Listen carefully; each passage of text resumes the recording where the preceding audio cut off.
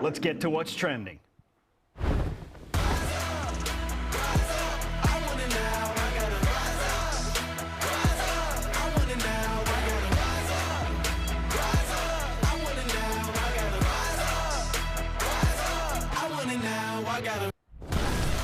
What's trending? Presented by Bodyguards, protection for a life worth living. Learn more at bodyguards.com.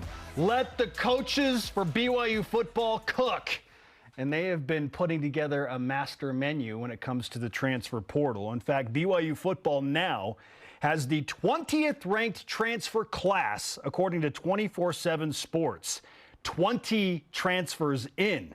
With all BYU has added through the transfer portal, Jarom, as well as Jay Hill as the defensive coordinator, a revamped defensive staff, using your 2020 vision. See what I did there? 20 transfers. Kind of hate that year, though. Okay, top 20 class. You hate 2020? It was terrible. It was awful. Oh, I'm talking about the season. Yeah, I know.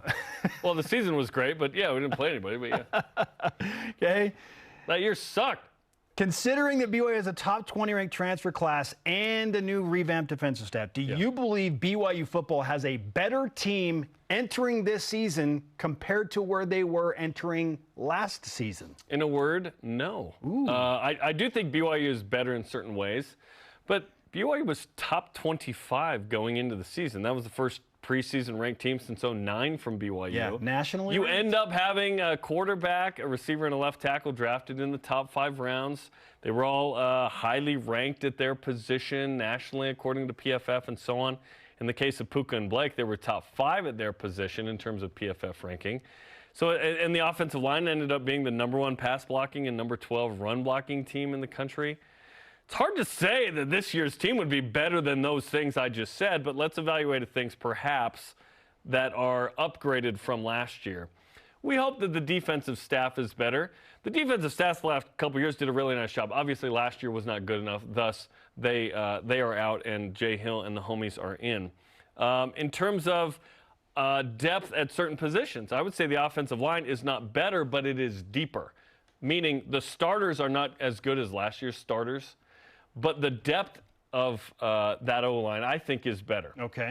I like the additions that BYU has made and the amount of guys in the transfer portal they've gotten there. So I like that. I like the depth at wide receiver more. Obviously, losing Puka, there's no player like Puka on the roster.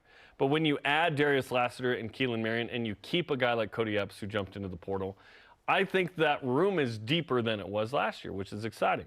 But at quarterback, Keaton Slovis, we hope, can approximate what Jaren Hall was. Can Kingsley Suamataia be better than Blake Freeland or equal to? Probably. He's pacing to be that way according to most NFL draft experts. But you won't have a guard as good as Clark Barrington, right? But can you have a right tackle in Caleb Etienne potentially as good as Harris LaChance was or Kingsley Suamataia at that position? That can happen. Yeah, Kingsley was really good. So in some regards, yes. Overall, I would say no. That was a talented team. Remember, we were pretty high on that group walking in. In the end, they go 8-5. They struggle in the middle of the season. There's some injuries that contribute to that. Is Aiden Robbins going to be better than Chris Brooks? We hope he's equal to or better and can stay healthy and so on and so forth. So, yes, in some ways, but overall, I would argue no. But that can manifest itself in a different way. Like if BYU gets 7 wins with this schedule, 10 straight Power 5s, maybe 11 with the bowl game. Would that team qualify as a better team than last year? Probably. But in some, overall, probably. But they have to go out and do it now. And the hope is that these 20 transfers, that BYU has bolstered its roster in not only adding quality starters, but quality depth to where, okay, if so-and-so goes down middle of the year because it's tougher in a Power 5 league, that is not going to be as big of a dip as perhaps it has been in the past. Yeah, and does that make you a better team if there isn't as big of a dip behind your A-list stars? If you win, yes. Individually, it's going to be hard to beat what Jaren and Puka and Blake did last year at those positions. Like, does BYU have 3 draft picks in the top 5 rounds on the team?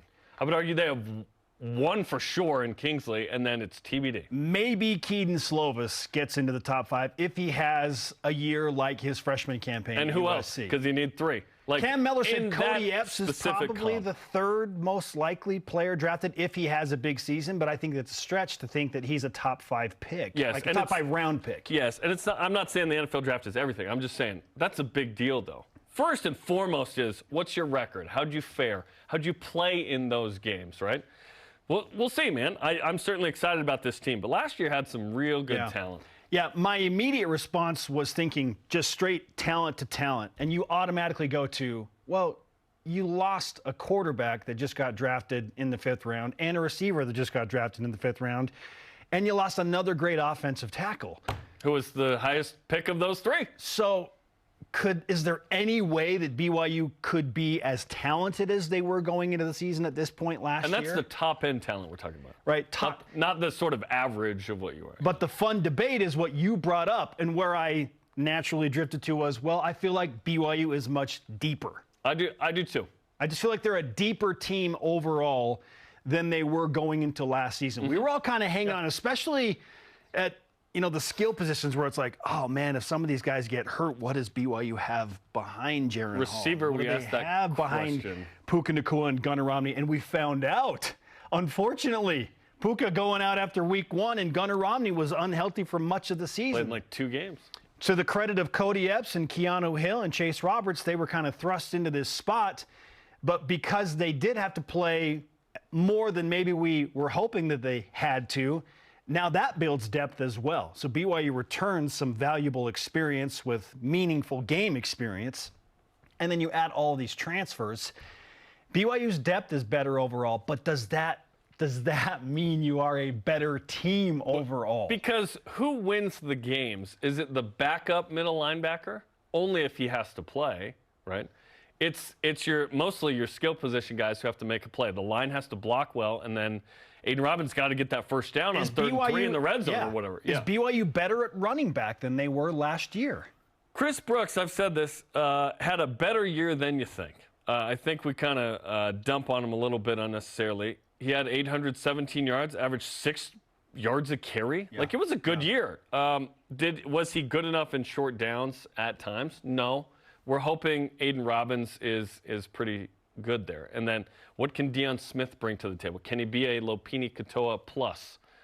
Can those two combine for more? They did last year at least. Yeah. At UNLV in Colorado. We'll what see do here. Miles Davis and Hinckley Ropati bring back? What do they do? Yeah, what are they in this? I'm excited about the additions. Listen, BYU had to go to the portal to do this. Because if they don't, I think we're walking in going, we hope they make a bowl game. We expect it, but I'm confident BYU is going to make a bowl game.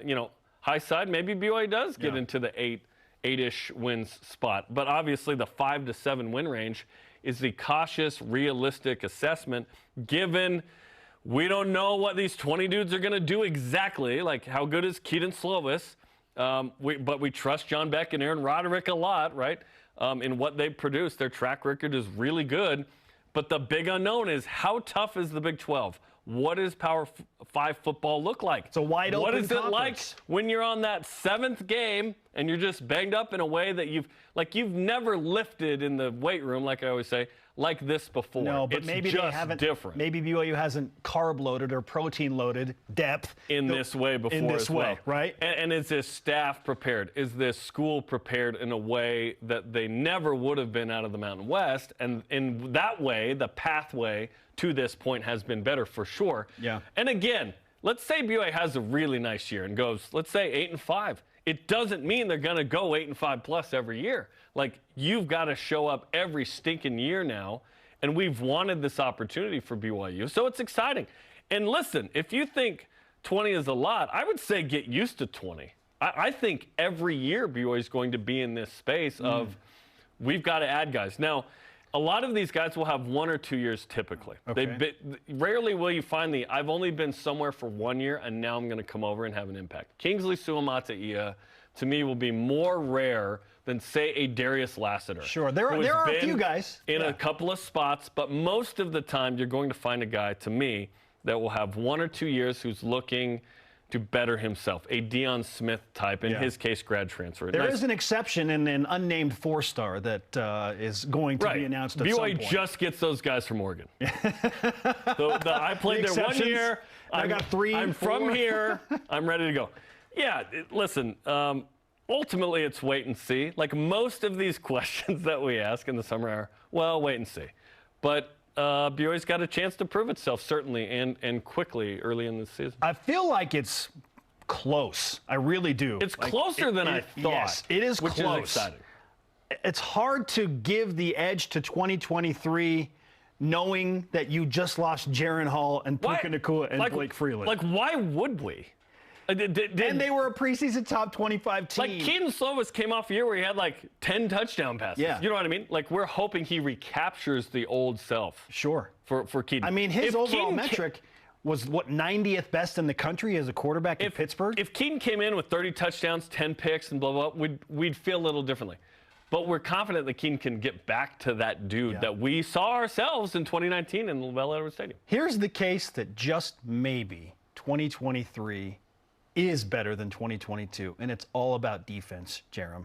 But again, it's skewed. It's skewed because the defensive side of the ball was significantly injured a few games into the season. I mean, you lost your starting safety, Malik Moore, and in talking with the coaches, they're like, I don't think people understand how much that changed everything that we wanted to do. Have depth at that position. But now they do. Yeah. So because we expect the defense to be much better than the 109th best total defense in the country. That was one of the worst defense BYU's produced in a long time. It was tough. So BYU's a top 60 defense and a top 40 offense. Yes, 40 is conservative for this place. Would those two metrics together make BYU a better team than having a great offense and a bad defense last year?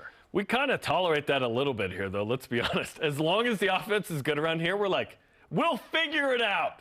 We'll put up 40 plus. Yeah. But obviously, BYU needs to play better defense. It's not about having a great defense in the Big 12. To me, it's about having a good enough defense. Good enough. Top Getting 60. that one top stop half. In the fourth quarter where the offense takes the lead and you hold.